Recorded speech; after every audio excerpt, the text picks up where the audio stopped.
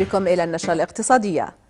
خلال لقاء صحفي عقد في وزارة العمل، أطلقت اللجنة الوطنية الأردنية للإنصاف في الأجور إنجازاتها بمناسبة مرور عام على اعتمادها الرسمي، والتي أنشئت بدعم من منظمة العمل الدولية بهدف تعزيز الوسائل الفعالة لردم الفجوة بين الأجور بين الجنسين في الأردن، بما يتماشى مع اتفاقيتي منظمة العمل الدولية رقم 100 لعام 1951 ورقم 111 لعام 1958.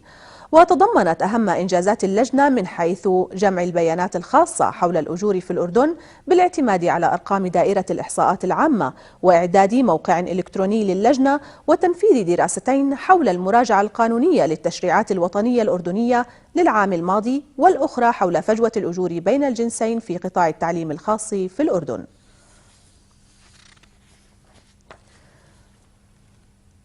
هذا العامل مهما كان جنسه أو جنسيته أو مهما كانت صفته نفس الراتب، في حال أنه يؤدي عمل بنفس المستوى كما هو الحال لغيره من العاملين. على المستوى التشريعي احنا الأردن صادق على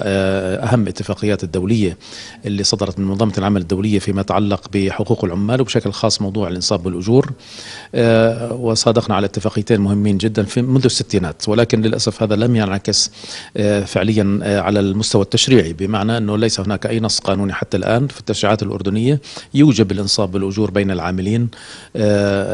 في حالة تساوي قيمة العمل. اليوم مر عام على إطلاق اللجنة الوطنية الأردنية للإنصاف في الأجور واعتمادها كلجنة دائمة من قبل وزارة العمل، واليوم جمعنا عدد من الإعلاميين حتى نكسب تأييد أكبر عدد ممكن من المشرعين من النواب ومن الأعيان. وخلال العام الماضي تعاملنا كثير مع لجنة العمل في مجلس النواب حتى نطلب تعديل بعض التشريعات، وبالأخص قانون العمل والمواد المتعلقة بإنصاف المرأة في العمل، وتحديدا في موضوع الإنصاف في الأجور.